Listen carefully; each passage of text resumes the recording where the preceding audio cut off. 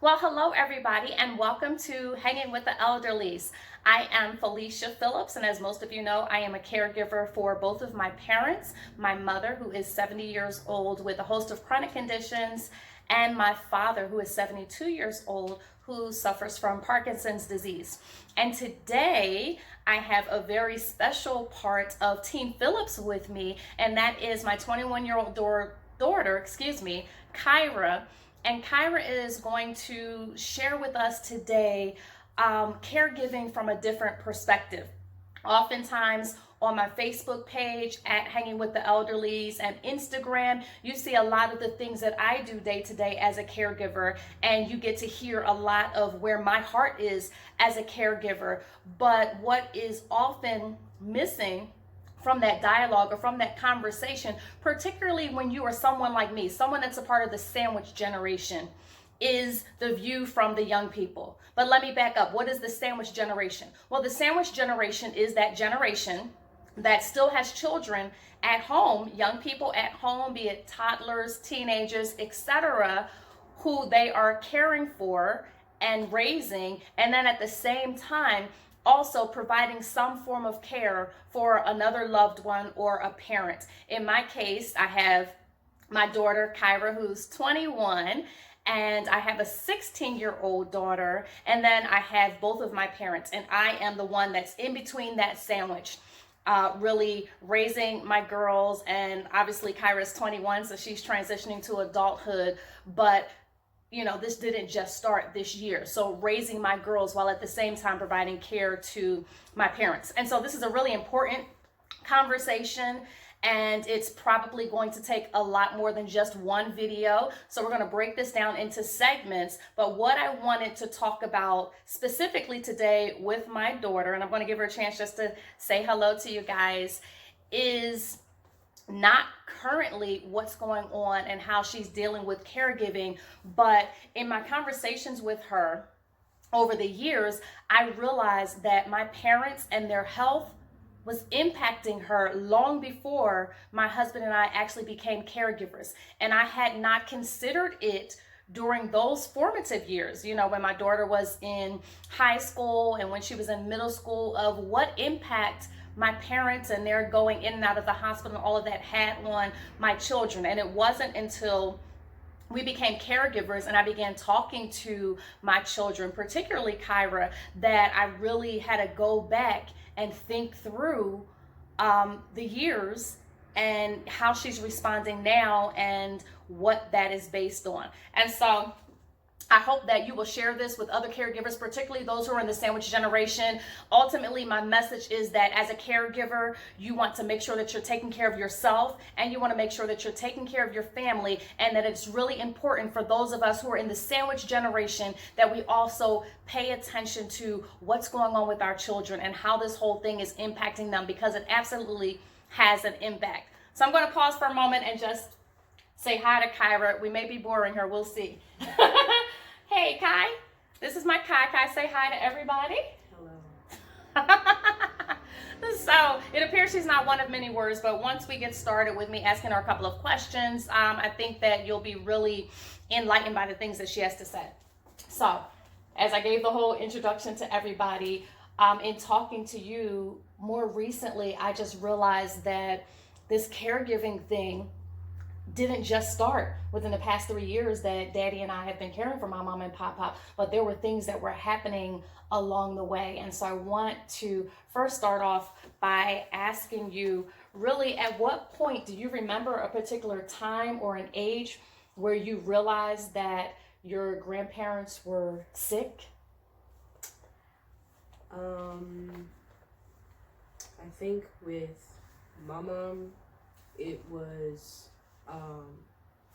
some sort of like stroke or something, which is, it's interesting thinking back now, like how kids do like receive certain stuff, like with I'll say like with pop and Parkinson's and stuff like that, because of our specific situation and our interaction with that. Like I didn't even know that it was something that like progressively got worse, right, and eventually just like deteriorated a person, because I remember being back at like my mom's house and we'd be like praying or something in the living room, and I didn't want to hold Pop-Pop's hand because his hand would shake, and I found that like annoying. Right.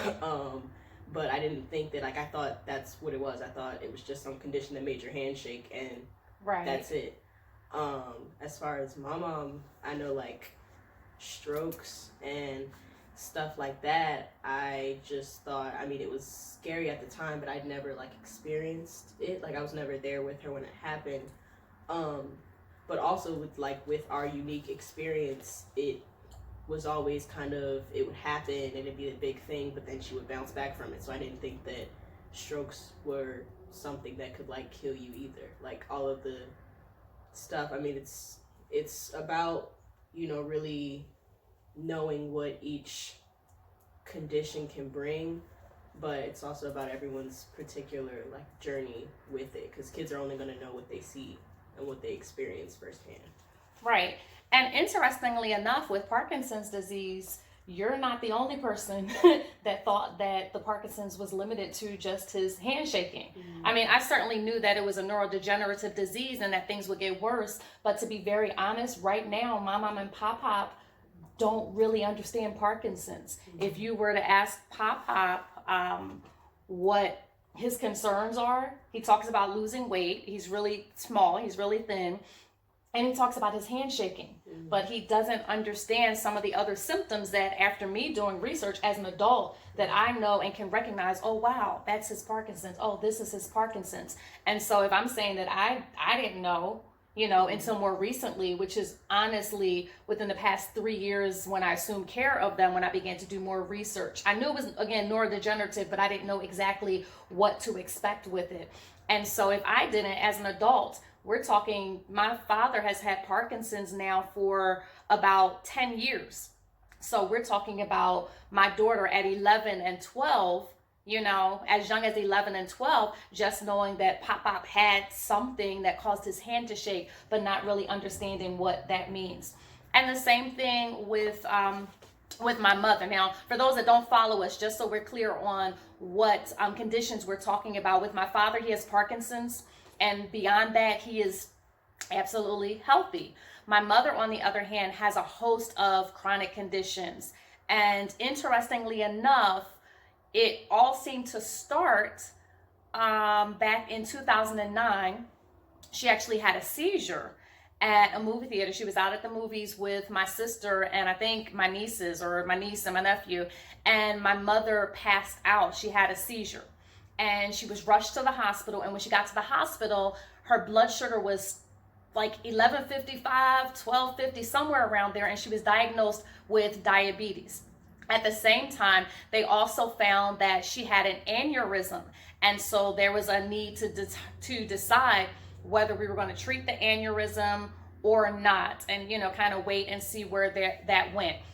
And from the diabetes diagnosis, so many other things came into play, which honestly, for me, again, when you listen to what my daughter said, I knew that they had these conditions, but I just didn't know the depth of it or the breadth of it.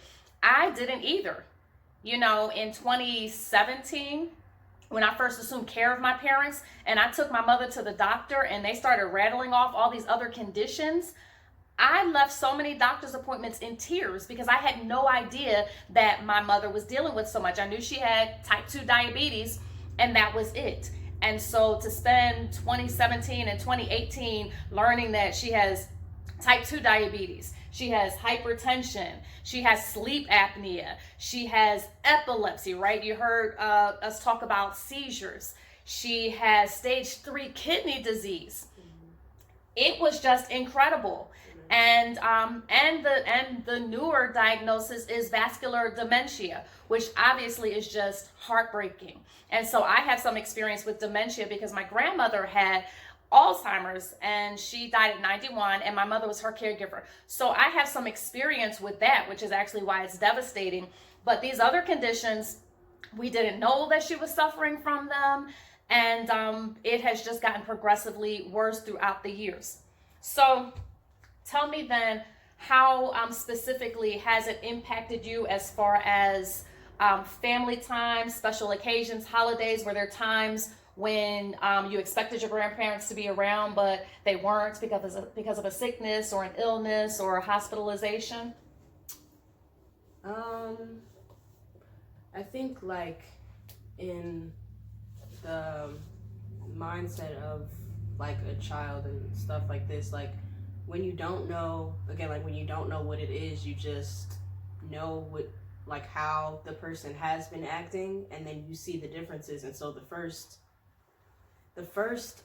reaction that I had was probably like irritation. Like I said, I wasn't there for any of the seizure or like stroke things happening, but I feel like I would have been like, "What are you doing?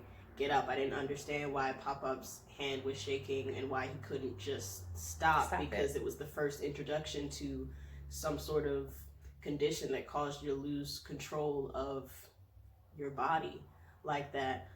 I think that you did a pretty good job in like childhood of not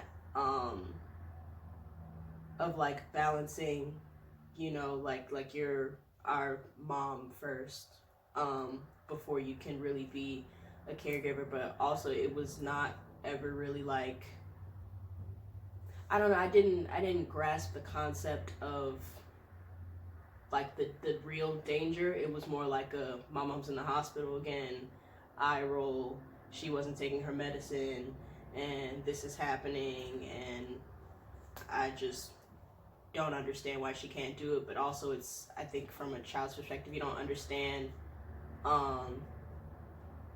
how important, like we were talking about how important or how impactful habits are and stuff like that. So even the simple diagnosis of the type 2 diabetes, if you're eating a particular way or eating whatever you want and doing whatever you want and having the habits that you have, you don't know, especially as you get into like middle age and older, how to stray away from that, especially when those habits are formed due to stress, like stress eating or different kind of like emotional or mental aspects.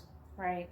You said something that I clearly remember being an issue for you when you were younger, and that was particularly with the type 2 diabetes. And I can say that I think for all of us, the disease that we knew the most about was the type 2 diabetes. So we just knew that we had to watch her blood sugar, and there were certain things that she needed not to eat as much and things like that. But I specifically remember when we were back in Pennsylvania, that you would get frustrated and you would get angry, and you wouldn't understand when my mom would come over and she would grab, I'm making something up, but grab a donut or grab a slice of cake or grab something that we clearly knew was going to be detrimental to her health.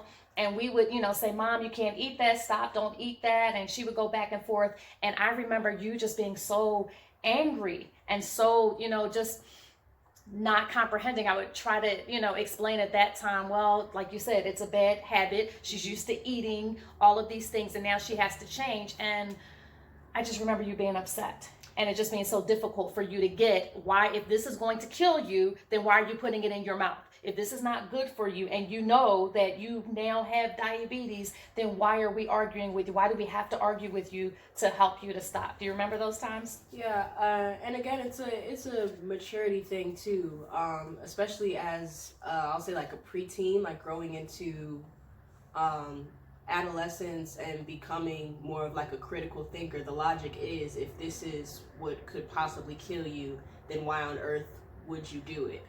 I'll say like in terms of like growing up and stuff like that, I can understand more now because I do think a lot of people, especially where we are now, would rather just die from whatever than change their eating habits. Wow. And stuff like that. Like people make jokes about it all the time. They're like, like if I can't have this, like what's the point of living? I'd rather be happy and dead than Or I'm gonna die healthy. of something. And yeah, exactly. So also it was just the dramatics of everything. We had a very interesting family dynamic already. So as you know, like even now, I hate things that just feel like they're an ongoing cycle and like the same thing every day. And so it's every time my mom's comes over, it's the same argument about what she can and can't eat, and everyone's screaming, and all the kids are crying, and it always is some sort of like blow up when it's like you could just cut all of this out. And it was I thought that which I think was like selfish of me, as but even as like a child, but I thought it was selfish too. So it's like, not only do you know that you're not supposed to have this, but if something happens to you, you should know that it's going to impact all of us. So why aren't you thinking not only of yourself with this cake, but of how the rest of our lives are going to be if you die within the next couple of years? Right. So did you actually have any fears when you were younger? And all of this, when we're talking now, I'm talking about before you went away to school. We'll probably talk about when you went away in the next like segment or video. But from, you know, the time that my mom was diagnosed to, let's say 2016-ish, when you graduated from high school, did you ever have any fear that she would actually die?